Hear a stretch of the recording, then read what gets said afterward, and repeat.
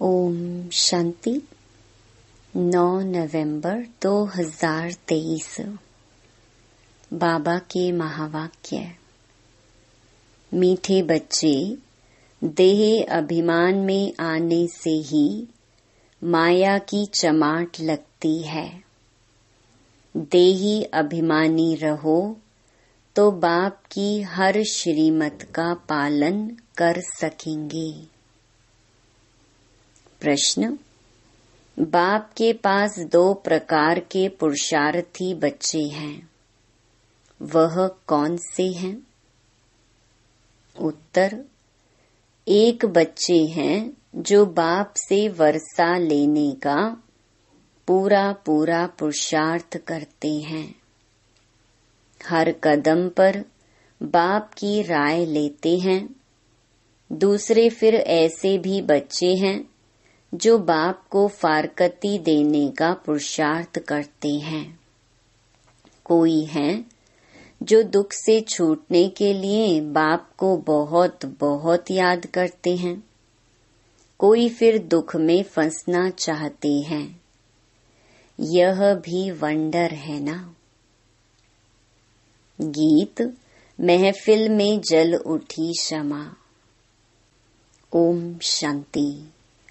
बच्चों ने गीत तो बहुत बार सुना है। नए बच्चे फिर नए सिर सुनते होंगे। जबकि बाप आते हैं तो आकर अपना परिचय देते हैं। बच्चों को परिचय मिला हुआ है। जानते हैं अभी हम बेहद के माता पिता की संतान बने हैं। जरूर मनुष्य सृष्टि का रचयिता माता पिता होगा, परंतु माया ने मनुष्यों की बुद्धि बिल्कुल डेड कर दी है। इतनी साधारण बात बुद्धि में नहीं बैठती। कहते तो सभी हैं कि हमको भगवान ने पैदा किया है, तो जरूर माता पिता होंगे। भक्ति मार्ग में याद भी करते हैं। हर धर्म वाले गॉड फादर को जरूर याद करते हैं। भक्त खुद तो भगवान हो नहीं सकते। भक्त भगवान की बंदगी माना साधना करते हैं। गॉड फादर तो जरूर सबका एक ही होगा, अर्थात सभी आत्माओं का फादर एक है। सभी जिस्मों का फादर एक हो नहीं सकता। वह तो अनेक फादर हैं। वह जिस्मानी फादर होते हुए भी हे ईश्वर कहकर याद करते हैं। बाप बैठ समझाते हैं। मनुष्य बेसमझ हैं जो बाप का परिचय ही भूल जाते हैं। तुम जानते हो स्वर्ग का रचयिता जरूर एक ही बाप है। अभी कलयुग है, जरूर कलयुग का विनाश होगा। प्रहलोप अक्षर तो हर बात में आता है।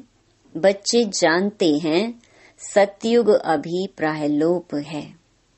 अच्छा, फिर प्रश्न उठता है, सतयुग में उन्हों को यह पता होगा कि यह सतयुग प्रहलोप हो जाएगा, फिर त्रेता होगा? नहीं, वहां तो इस नॉलेज की दरकार ही नहीं। यह बातें किसकी भी बुद्धि में नहीं है। सृष्टि का चक्र कैसे फिरता है, हमारा पारलौकिक बाप कौन है, यह तुम बच्चे ही जानते हो। मनुष्य गाते हैं तुम मात पिता हम बालक तेरे, परंतु जानते नहीं, तो कहना भी ना कहने के बराबर हो जाता है। बाप को भूल गए हैं, इसलिए ऑर्फन बन पड़ी हैं। बाप हर बात समझाते हैं, श्रीमत पर कदम कदम चलो, नहीं तो कोई समय माया बड़ा धोखा देगी। माया है ही धोखेबाज। माया से लिबरेट करना यह बाप का ही काम है। रावण तो है ही दुख देने वाला, बाप है सुख देने वाला। मनुष्य इन बातों को समझ नहीं सकते।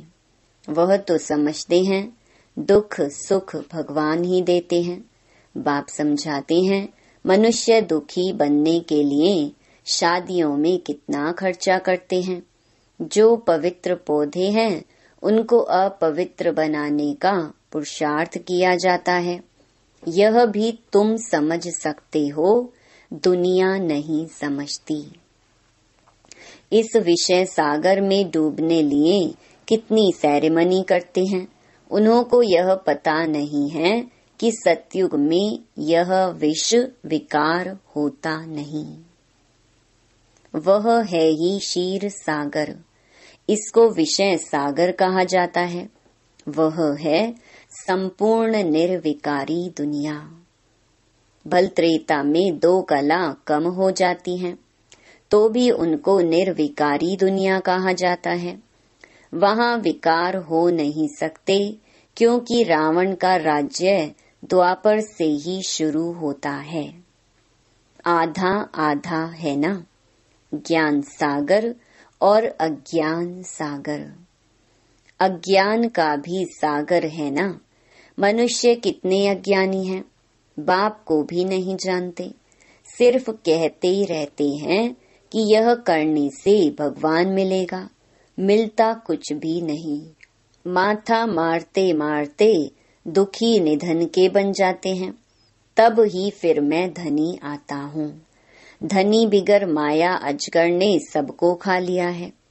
बाप समझाते हैं, माया बड़ी दुष्टर है। बहुतों को धोखा मिलता है। कोई को काम की चमाट, कोई को मोह की चमाट लग जाती है। देह अभिमान में आने से ही चमाट लगती है। मेहनत है ही देही अभिमानी बनने में। इसलिए बाप घड़ी घड़ी कहते हैं, सावधान मन मना भव। बाप को याद नहीं करेंगे तो माया थप्पड़ लगा देगी। इसलिए निरंतर याद करने का अभ्यास करो, नहीं तो माया उल्टा कर्तव्य करा देगी। रॉन्ग राइट की बुद्धि तो मिली ही है। कहाँ भी मूंझो तो बाप से पूछो। तार में, चिट्ठी में अथवा फोन पर पूछ सकते हो। फोन सवेरे सवेरे झट मिल सकता है, क्योंकि उस समय सिवाय तुम्हारे बाकी सब सोए रहते हैं। तो फोन पर तुम पूछ सकते हो। दिन प्रतिदिन फोन आदि की आवाज भी सुधारते रहते हैं। परंतु गवर्नमेंट है गरीब, तो खर्चा भी ऐसे ही करती है। इस समय तो सब जर्जरीभूत अवस्था वाले तमो प्रधान हैं। फिर भी खास भारतवासियों को रजो तमोगुणी क्यों कहा जाता है? क्योंकि यही सबसे ज्यादा सतो प्रधान थे। दूसरे धर्म वालों ने ना तो इतना सुख देखा है, ना दुख देखना है। वह अभी सुखी हैं, तब तो इतना अनाज आदि भेजते रहते हैं। उन्हों की बुद्धि रजो प्रधान है। विनाश के लिए कितनी इन्वेंशन करते हैं, परंतु उन्हों को यह पता नहीं पड़ता है। इसलिए उन्हों को बहुत चित्र आदि भेजने पड़े, तो उन्हों को भी पता पड़ेगा। आखरीन समझेंगे यह चीज तो बड़ी अच्छी है। इन पर लिखा हुआ है गॉड फादरली गिफ्ट। जब आफत का समय होगा तो आवाज निकलेगा, फिर समझेंगे बरोबर यह हमको मिला था। इन चित्रों से बहुत काम निकलेगा। बाप को बेचारे जानते ही नहीं। सुखदाता तो वह एक ही बाप है। सब उनको याद करते हैं।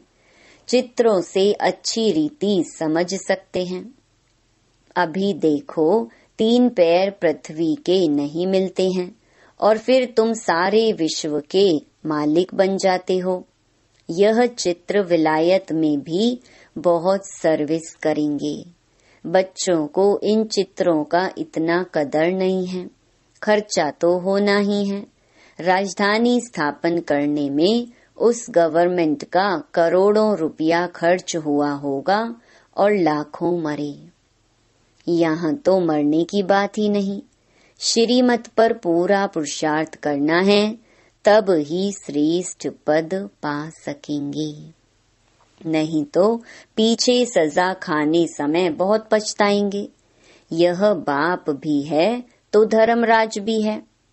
पतित दुनिया में आकर बच्चों को 21 जन्मों के लिए स्वराज्य देता हूँ। अगर फिर कोई विनाशकारी कर्तव्य किया तो पूरी सजा खाएंगे। ऐसे नहीं, जो होगा वह देखा जाएगा। दूसरे जन्म का कौन बैठ विचार करे। मनुष्य दान पुण्य भी दूसरे जन्म के लिए करते हैं। तुम अभी जो करते हो वह 21 जन्मों के लिए। वह जो कुछ करते हैं अल्पकाल के लिए, एवजात फिर भी नरक में ही मिलेगा। तुमको तो स्वर्ग में एवजा मिलना है। रात दिन का फर्क है। तुम स्वर्ग में 21 जन्मों के लिए प्रारब्ध पाते हो। हर बात में श्रीमत पर चलने से बेड़ा पार है। बाप कहते हैं, तुम बच्चों को नैनों पर बिठाकर बड़े आराम से ले जाता हूँ। तुमने बहुत दुख उठाए हैं। अब कहता हूँ तुम मुझे याद करो। तुम नंगे आए थे, यह पाठ बजाया, अब फिर वापस जाना है। यह तुम्हारा अविनाशी पाठ है। इन बातों को कोई भी साइंस घमंडी समझ नहीं सकते। आत्मा इतना छोटा स्टार है, उनमें अविनाशी पार्ट सदैव के लिए भरा हुआ है। यह कभी समाप्त नहीं होता। बाप भी कहते हैं, मैं भी तो क्रिएटर और एक्टर हूँ। मैं कल्प कल्प आता हूँ पार्ट बजाने। कहते हैं, परमात्मा मन बुद्धि सहित चैतन्य नॉलेजफुल है, लेकिन क्या चीज है यह कोई नहीं जानते। जैसे तुम आत्मा स्टार मिसल हो, मैं भी स्टार हूँ। भक्ति मार्ग में भी मुझे याद करते हैं, क्योंकि दुखी हैं। मैं आकर तुम बच्चों को अपने साथ ले जाता हूँ। मैं भी पंडा हूँ। मैं परमात्मा तुम आत्माओं को ले जाता हूँ। आत्मा मच्छर से भी छोटी है। यह समझ भी तुम बच्चों को अभी मिलती है। कितना अच्छी रीति समझाते हैं। बाप कहते हैं, तुमको विश्व का मालिक बनाता हूँ। बाकी दिव्य दृष्टि की चाबी मैं अपने पास ही रखता हूँ। यह किसको नहीं देता हूँ। यह भक्ति मार्ग में मेरे ही काम आती है। बाप कहते हैं, मैं तुमको पावन पूज्य बनाता हूँ। माया पतित पुजारी बनाती है। समझाते तो बहुत हैं, परंतु कोई बुद्धिवान समझे। यह टेप मशीन बहुत अच्छी चीज है। बच्चों को मुरली तो जरूर सुननी है। बहुत सिकिलधे बच्चे हैं। बाबा को बांधेली गोपिकाओं पर बहुत तरस पड़ता है। बाबा की मुरली सुनकर बहुत खुश होंगे। बच्चों की खुशी के लिए क्या नहीं करना चाहिए। बाबा को तो रात दिन गांव की गोपिकाओं का ख्याल रहता है। नींद भी फिट जाती है। क्या युक्ति रचें, कैसे बच्चे दुख से छूटें। कोई तो फिर दुख में फंसने लिए भी तैयारी करते हैं।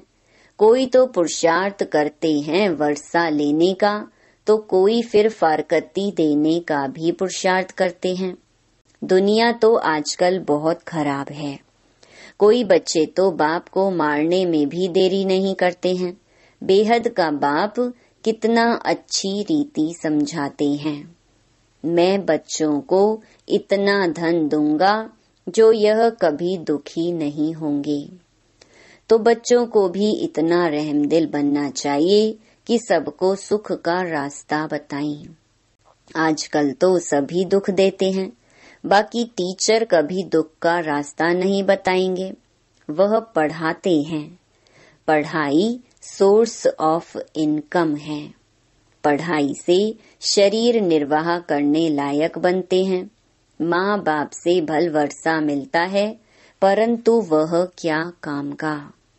जितना जास्ती धन उतना पाप बहुत करते हैं। नहीं तो तीर्थ यात्रा करने बड़ी नम्रता से जाते हैं, परंतु कोई कोई तो तीर्थ यात्रा पर भी शराब ले जाते हैं, फिर छिपाकर पीते हैं। बाबा का देखा हुआ है, शराब बिगर रह नहीं सकते, बात मत पूछो। लड़ाई में जाने वाले भी शराब खूब पीते हैं। लड़ाई वालों को अपनी जान का ख्याल नहीं रहता है। समझते हैं आत्मा एक शरीर छोड़ जाकर दूसरा शरीर लेगी। तुम बच्चों को भी अभी ज्ञान मिलता है। यह छी शरीर छोड़ना है, उन्हों को कोई ज्ञान नहीं, परंतु आदत पड़ी हुई है मरना और मारना। यहाँ तो हम आपे ही बैठे बैठे बाबा के पास जाना चाहते हैं। यह पुरानी खाल है, जैसे सर्प भी पुरानी खाल छोड़ देते हैं, ठंडी में सूख जाती तो उतार देते हैं। तुम्हारी यह तो बहुत छी पुरानी खाल है। पार्ट बजाते अब इनको छोड़ना है, बाबा के पास जाना है। बाबा ने युक्ति तो बताई है, मन मना भव, मुझे याद करो बस। ऐसे बैठे बैठे शरीर छोड़ देंगे। सन्यासियों का भी ऐसे होता है, बैठे बैठे शरीर छोड़ देते हैं, क्योंकि वह समझते हैं आत्मा को ब्रह्म में लीन होना है, तो योग लगाकर बैठते हैं, परंतु जा नहीं सकते। जैसे काशी कलवट खाते हैं, वह जीवघात हो जाता है। यह सन्यासी भी बैठे बैठे ऐसे जाते हैं। बाबा का देखा हुआ है, वह हुआ हठ योग सन्यास। बाप समझाते हैं, तुमको 84 जन्म कैसे मिलते हैं, तुमको कितनी नॉलेज देते हैं। कोई बिरला ही श्रीमत पर चलता है। देह अभिमान आने से फिर बाप को भी अपनी मत देने लग पड़ते हैं। बाप समझाते हैं, देही अभिमानी बनो, मैं आत्मा हूँ। बाबा आप ज्ञान के सागर हो, बस बाबा आपकी राय पर ही चलूंगा। कदम कदम पर बड़ी सावधानी चाहिए। भूलें तो होती रहती हैं, फिर पुरुषार्थ करना पड़ता है। कहाँ भी जाओ बाप को याद करते रहो। विकर्मों का बोझ सिर पर बहुत है, कर्म भोग भी तो चुकतू करना होता है ना। पिछाड़ी तक यह कर्म भोग छोड़ेगा नहीं। श्रीमत पर चलने से ही पारस बुद्धि बनना है, साथ में धर्मराज भी है, तो रिस्पॉन्सिबल वह हो गया। बाप बैठा है, तुम क्यों अपने पर बोझा रखते हो। पतित पावन बाप को पतितों की महफिल में आना ही है। यह तो नई बात नहीं, अनेक बार पाठ बजाया है, फिर बजाते रहेंगे। इसको ही वंडर कहा जाता है। अच्छा, पारलौकिक बाप दादा का मीठे मीठे सिकिलधे बच्चों प्रति याद प्यार और गुड मॉर्निंग। रूहानी बाप की रूहानी बच्चों को नमस्ते। धारणा के लिए मुख्य सार। पहला, बाप समान सबको दुखों से लिबरेट करने का रहम करना है, सुख का रास्ता बताना है। दूसरा, कोई भी विनाशकारी उल्टा कर्तव्य नहीं करना है। श्रीमत पर 21 जन्मों के लिए अपनी प्रालब्ध बनानी है। कदम कदम पर सावधानी से चलना है। वरदान, वायदों की स्मृति द्वारा फायदा उठाने वाले सदा बाप की ब्लेसिंग के पात्र भव। जो भी वायदे मन से, बोल से अथवा लिखकर करते हो, उन्हें स्मृति में रखो तो वायदे का पूरा फायदा उठा सकते हो। चेक करो कि कितने बार वायदा किया है और कितना निभाया है। वायदा और फायदा इन दोनों का बैलेंस रखो तो वरदाता बाप द्वारा ब्लेसिंग मिलती रहेगी। जैसे संकल्प श्रेष्ठ करते हो, ऐसे कर्म भी श्रेष्ठ हो तो सफलता मूर्त बन जाएंगे। स्लोगन: स्वयं को ऐसा दिव्य आईना बनाओ जिसमें बाप ही दिखाई दे, तब कहेंगे सच्ची सेवा। ओम शांति।